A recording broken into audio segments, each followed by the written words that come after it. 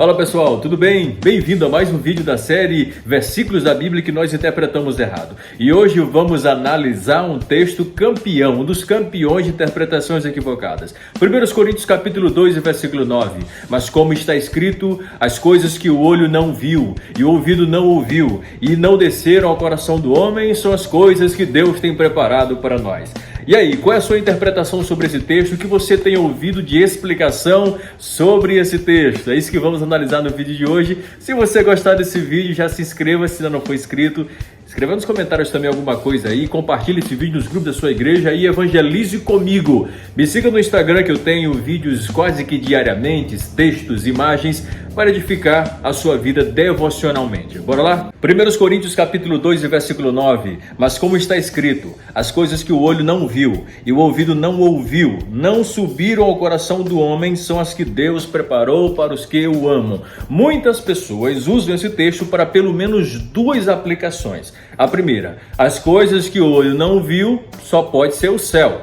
Ou então as pessoas pegam esse texto para dizer, então, irmão, aquilo que Deus preparou para você, aquilo que Deus vai preparar para você ou está preparando para você é muito grande. A bênção que Deus está preparando para a sua vida, ninguém viu, ouvido nenhum ouviu, jamais subiu ao coração do homem, só de tão grande, tão espetacular que é essa palavra.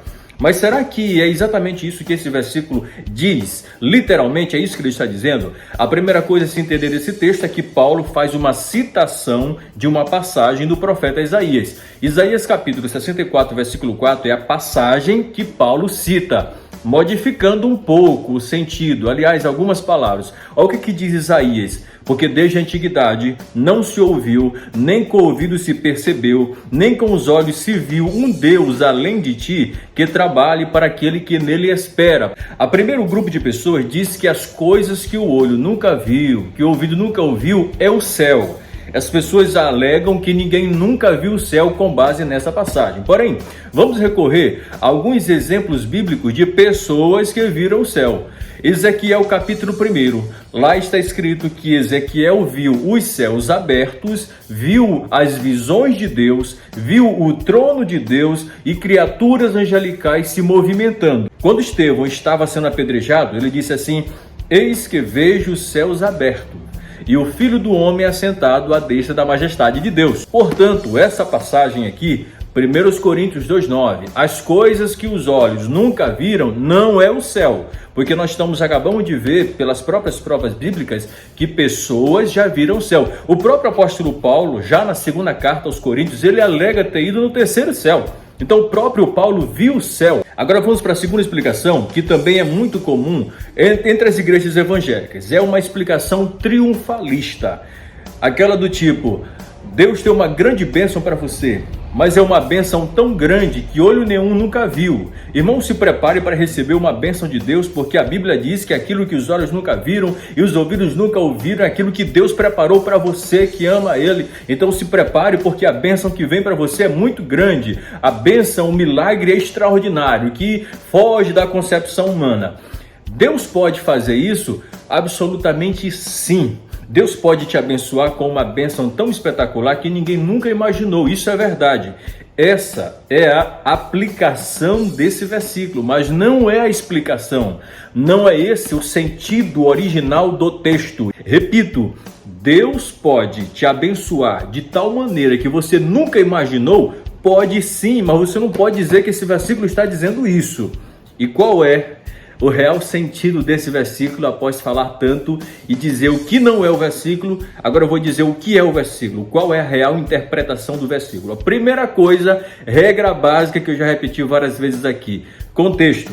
Se atente aos textos que vêm antes e depois do texto que você leu. Nenhum texto está isolado da Bíblia. Ninguém pode pegar um texto e interpretar ao seu bel prazer. Aquele texto faz parte de um contexto, ele está ligado aos versículos que vêm antes e aos versículos que vêm depois. Capítulo 1 e capítulo 2 de 1 Coríntios. Uma coisa que me chama a atenção é a quantidade de vezes em que a palavra sabedoria e seus sinônimos aparecem nesses dois capítulos.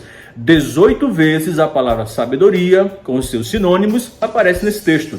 Isso já significa alguma coisa. Paulo fala da sabedoria, Paulo fala dos sábios, que Deus aniquilou a sabedoria dos sábios. Paulo fala que os gregos buscam sabedoria. Paulo fala que Cristo é poder e sabedoria de Deus. Paulo fala da sabedoria que estava em oculta. Então, já dá para você entender que esse versículo não faz referência ao céu e nem a uma bênção extraordinária, mas algum tipo de sabedoria. Se você quiser ler o texto, o capítulo 1, o capítulo 2 completo, fica bem melhor a explicação, mas eu vou só ler apenas o versículo 6 até o versículo 9. Todavia falamos sabedoria entre os perfeitos, não porém a sabedoria deste mundo, nem dos príncipes deste mundo, que se aniquilam, mas falamos a sabedoria de Deus oculta em mistério. A sabedoria de Deus oculta em mistério. Deu para você entender por que o olho nunca viu, o ouvido nunca ouviu e nem desceu ao coração do homem? O olho nunca viu porque estava oculta em mistério, escondida em mistério. Ora, se estava escondido, ninguém podia ver. Já conseguiu captar aí? Eu vou repetir. Mas falamos a sabedoria de Deus oculta em mistério. A sabedoria estava oculta em mistério. Se estava oculta, ninguém podia ver. É por isso que os olhos não viram essas coisas que estavam ocultas, a qual Deus ordenou antes do século para a nossa glória, a qual nenhum dos príncipes deste mundo conheceu. Por que eles não conheceram? Porque estava oculta. O que eles não conheceram? A sabedoria. Por que eles não conheceram? Porque estava oculto. Eu estou sendo bem repetitivo e redundante. Eu creio que para ficar bem mais claro, porque se a conhecessem, nunca crucificariam ao Senhor da glória. Paulo quer dizer que se conhecessem a sabedoria de Deus, não se crucificaria o Senhor Jesus. Aí vem o versículo 9, que não está isolado, mas como está escrito? Escrito aonde? Em Isaías 64. As coisas que o olho não viu e o ouvido não ouviu e não subiram ao coração do homem são as que Deus preparou para os que o amam. Deu para você entender agora o que é que estava oculto, que os olhos não viram? Pois o que estava oculto, o mistério que estava oculto, que olho nenhum viu, que ouvido nenhum ouviu e que nunca subiu ao coração do homem, é a sabedoria de Deus. Capítulo 1, versículo 22 de 1 Coríntios, o capítulo anterior, Paulo fala que os gregos buscavam pela sabedoria. Os judeus pedem um sinal e os gregos buscam sabedoria, só que eles não encontram essa sabedoria porque ela está oculta.